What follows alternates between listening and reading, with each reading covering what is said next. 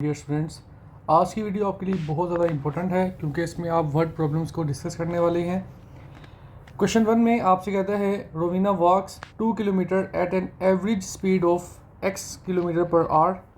Right down an expression in terms of x for time taken. यहाँ पर दो चीज़ें गिवन है, ये आपके पास डिस्टेंस है, ये आपके पास स्पीड है। सो फॉर्मूला अप्लाई करते हैं, speed equal to distance over time.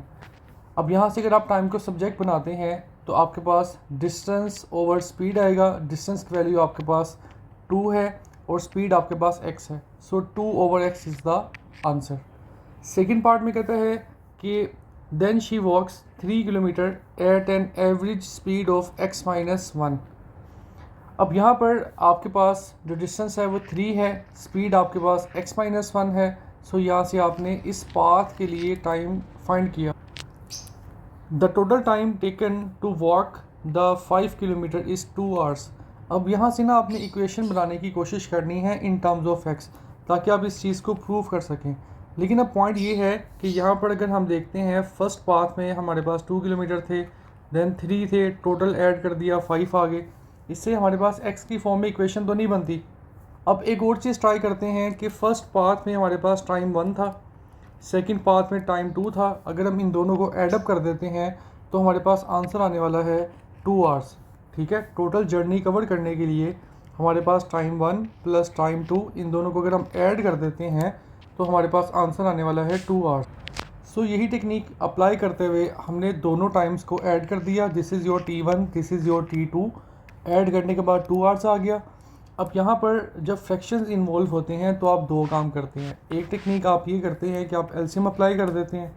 दूसरी टेक्निक ये है कि अगर आप यहाँ से डिनोमिनेटर्स को नोट करते हैं, साइड पे लिख देते हैं और फिर आप इसी डिनोमिनेटर के साथ हर टर्म को मल्टीप्लाई करवाते हैं। यहाँ पर भी करवा दिया, इस टर्म के साथ भी करवा दिया और यहाँ पर इस टर्म के साथ भी आपने मल्टीप्लाई करवा दिया। इससे होता ये है कि कैंसिलेशन के बाद आपके पास एक सिंपलेस्ट इक्वेशन आ जाती है जिसमें डिनोमिनेटर इन्वॉल्व नहीं होता। सो इसको सोल्व करने के बाद आपने ये चीज़ शो कर दी है जो कि क्वेश्चन में गिवन थी। उन्होंने कहा था ये चीज़ शो करनी है। सो आपका अभी तक 4 मार्क्स का क्वेश्चन हो जाता है। थर्ड पार्ट में आपसे कहता है कि आपके पास इसी क्वेश्चन को सोल्व करके आपने सॉल्यूशंस बताने हैं। सो हमने बाय यूजिंग क्वाड्रेटिक फार्मूला इसको सोल्व किया। यहाँ पर आपके पास a 2 के बराबर है, b जो है उसको आपने साइन के साथ नोट करना है -7, c आपके पास 2 है। ठीक है, a क्या होता है x स्क्वायर का कोफिशिएंट, b x का, और c जो होता है वो कांस्टेंट टर्म होती है। क्वाड्रेटिक फार्मूला आपने नोट करना है। इसमें एक बात याद रखनी है, ये पूरी जो चीज़ है ये न्यूमरेटर में आएगी और ये चीज़ आपकी डिनोमिनेटर में आएगी, ये एक फ्रैक्शन बनेगा। ओके, इसको सोल्व करने के बाद आपसे कहता है कि जो आंसर है वो करेक्ट टू 2 डेसिमल प्लेसेस होने चाहिए। सो पॉइंट के बाद आपको 2 डिजिट चाहिए, 2 प्लेसेस चाहिए आपको। ठीक है, सो यहाँ पर आपके पास जैसे 3 प्लेसेस आ रही थी तो आपने इसको राउंड ऑफ करते हुए 0.31 कंसिडर करना है और यही आपका आंसर होगा। इस क्वेश्चन में आपके पास अगेन 2 सिटीज़ हैं जिनके दरमियान का डिस्टेंस है 320 किलोमीटर। अब ट्रेन जो है उसको x आवर्स लगते हैं। अब यहाँ पर आपसे कहता है कि आपने स्पीड जो है उसको शो करना है इन टर्म्स ऑफ x। अब स्पीड का फॉर्मूला है डिस्टेंस ओवर टाइम। डिस्टेंस आपके पास 320 है, टाइम आपके पास x आवर्स थे, आपने डिवाइड किया, ये आपका फर्स्ट पार्ट हो जाता है। And this is only for train. Second part में कार की बात करता है, कहता है अ कार टेक्स 2.5। ठीक है, अच्छा यहाँ पर अगर इसको देखते हैं ना, 2 होल 1/2, 2 2 ज़ा 4, 4 + 1 5, 5/2 आपके पास 2.5 ही आ जाएगा। कहता है कार जो है वो 2.5 आवर्स लॉन्गर टेक करती है, उसको ज़्यादा टाइम लगता है।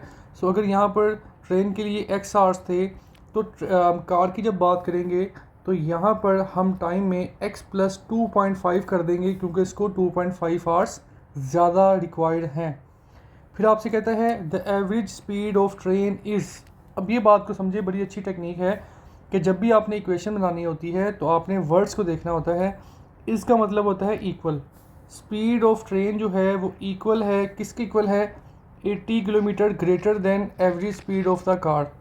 अब इसका मतलब ये है कि हम average speed of the car में अगर हम 80 ऐड कर देते हैं, ठीक है, क्योंकि आपके पास जो स्पीड ऑफ कार है उसमें अगर मैं 80 किलोमीटर और ऐड करूँगा तो फिर जाके मेरे पास यहाँ पर स्पीड ऑफ ट्रेन बनने वाली है।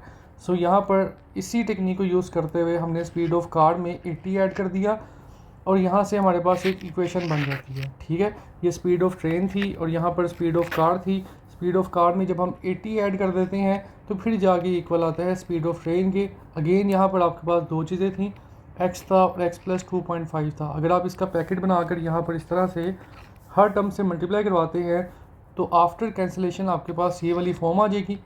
और यहाँ पर आपके पास कैलकुलेटर अलाउ है, सो इसको आप सिंपली दोनों से मल्टीप्लाई करवाएं और आगे आप इसको भी मल्टीप्लाई करवा सकते हैं। ठीक है, परेशान होने वाली कोई बात नहीं है। जब कैलकुलेटर अलाउ है तो आप इसको लाजमी अप्लाई करें, यूज़ करें इसको। अब यहाँ पर इस फॉर्म के बाद ना हमने ये देखना है, जो प्रूफ करना है वहाँ पर हमें 2 चाहिए, 80 नहीं चाहिए। अब 80 पे फोकस करते हैं। 80 को 2 बनाने के लिए अगर हम पूरी इक्वेशन को 40 पे डिवाइड करते हैं तो आपके पास ये इक्वेशन ईज़िली डेवलप हो जाती है। लास्ट पार्ट में आपसे कहता है इसी इक्वेशन को आपने सोल्व करना है। सो बाय यूजिंग क्वाड्रेटिक फार्मूला आपने सोल्व किया और यहाँ पर कहता है पॉइंट के बाद 2 डिजिट होने चाहिए। सो पॉइंट के बाद हमने सिर्फ 2 डिजिट्स को मेंशन किया और ये आपका सोल्यूशन है। अब यहाँ पर आपसे कहता है average speed of the car find करनी है correct to the nearest kilometre per hour. So यहाँ पर हम x की वैल्यू पुट कर देते हैं और यहाँ पर आपका आंसर आता है। अब पॉइंट ये है कि यहाँ पर जब हम इसको सोल्व करेंगे तो हमने इसको राउंड ऑफ करते हुए नियरेस्ट किलोमीटर आंसर बताना है। सो जो आपका आंसर है वो 69 आने वाला है। हम टाइम की वैल्यू ये क्यों नहीं पुट कर रहे, क्योंकि टाइम जो होता है वो पॉजिटिव होता है। ठीक है, सो हमने यहाँ पर नेगेटिव वैल्यू को इग्नोर करते हुए यहाँ जो वैल्यू कंसीडर की है वो सिर्फ पॉजिटिव कंसीडर की है। इस पार्ट में कहता है कि आपने इसको सोल्व करना है। अब आप देखें वाई स्क्वायर का कोफिशिएंट आपका a होगा, y का कोफिशिएंट आपका b होगा और जो कांस्टेंट टर्म है वो आपके पास c है। आपने पहले इसको स्टैंडर्ड फॉर्म में देखना होता है, फिर आप यहाँ से a b c को देखेंगे। बाय यूजिंग क्वाड्रेटिक फार्मूला आप इसको सोल्व करते हैं और आपके पास जो एक्यूरेसी है वो 2 डेसिमल प्लेसेस होनी चाहिए। सो आपने इसको राउंड ऑफ करते हुए करेक्ट टू 2 डेसिमल प्लेसेस लिखा। इस क्वेश्चन में कहता है कि आपके पास जो बेस है वो 7 सेंटीमीटर लॉन्गर है, 7 centimetre longer than it's height. Height जितनी भी होगी उसमें 7 सेंटीमीटर हम और ऐड कर देंगे तो जिससे हमारे पास बेस आएगी। अब यहाँ से हमने क्या करना है, हमने शो करना है कि जो एज है वो सेटिस्फाई करता है इस इक्वेशन को। अब इस इक्वेशन को डेवलप करने के लिए हमारे माइंड में सिर्फ एक ही चीज़ आएगी, क्योंकि यहाँ पर ये राइट एंगल ट्राइंगल है, कि हम इक्वेशन बनाने के लिए हम पाइथागोरस थ्योरम अप्लाई कर देते हैं। सो यहाँ पर this is base square, this is perpendicular square which is equal to hypotenuse square.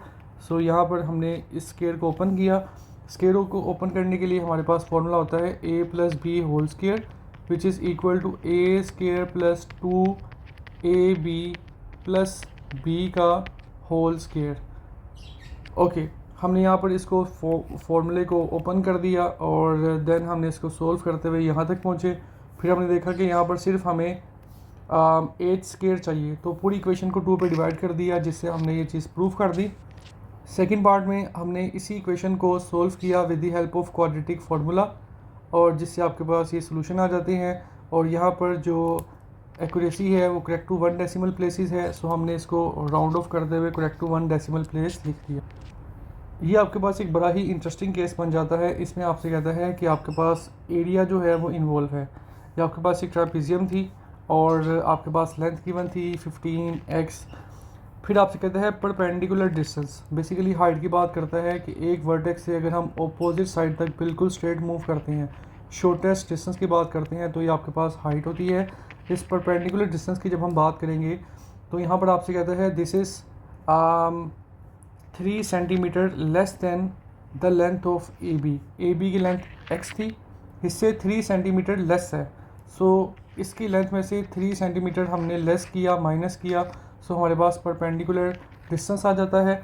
अब यहाँ पर हमारे पास एरिया गिवन है। सो एक ही चीज़ हमने पढ़ी हुई है ट्रेपेजियम में कि एरिया होता है 1/2 into sum of parallel sides. Parallel sides आपके पास ये वाली हैं। इस सिंबल का मतलब यही है कि ये दो साइड्स आपस में पैरेलल हैं। इन पैरेलल साइड्स को आप हमेशा ऐड कर देते हैं, इस तरह ब्रैकेट में मेंशन करना है, इनटू हाइट करते हैं। हाइट आपके पास है x-3, सो आपने x-3 पुट कर दिया। इस इक्वेशन को आपने पहले मल्टीप्लाई करवा दिया, उसके बाद आपने देखा 2 डिवाइड है, वहाँ जाकर मल्टीप्लाई हो जाएगा और आपने इसको यहाँ से ईज़िली कंस्ट्रक्ट कर लिया, आपने इसको सोल्व कर दिया और लास्ट में आपके पास क्वाड्रेटिक फार्मूला अप्लाई होता है। आपने ए बी सी देखा, ए आपके पास कुछ नहीं था तो यहाँ पर कोफिशिएंट 1 होगा, बी 12 है, सी -195 है। अच्छा, इस केसेस में आपने ख्याल ये रखना है कि सी की वैल्यू जब पुट करनी है तो यहाँ पर माइनस माइनस प्लस हो जाएगा। इन चीज़ों का आपने ख्याल रखना है। और आगे सोल्व करते हुए हमने एक्यूरेसी को देखा, 1 डेसिमल प्लेस रिक्वायर्ड था, सो हमने इसको सोल्व किया और दिस इज़ योर आंसर। अब यहाँ पर 2 आंसर्स हैं और यहाँ पर सिर्फ एक की जगह है। अब क्या पुट करना चाहिए? सो 2 चीज़ें हैं, 9.9 है और -21 है। अगर हम यहाँ देखते हैं तो ए बी की जो लेंथ थी वो छोटी है किससे? डी सी से। ए बी आपके पास x है, डी सी आपके पास 15 है। सो हम यहाँ पर देखते हैं कि जो 9 है वो 15 से छोटा है। सो हम यहाँ पर जो वैल्यू 15 से छोटी है उसको सिलेक्ट कर लेते हैं और यही आपका सोल्यूशन होने वाला है। Thank you so much for your time. Take care. अल्लाह हाफिज़।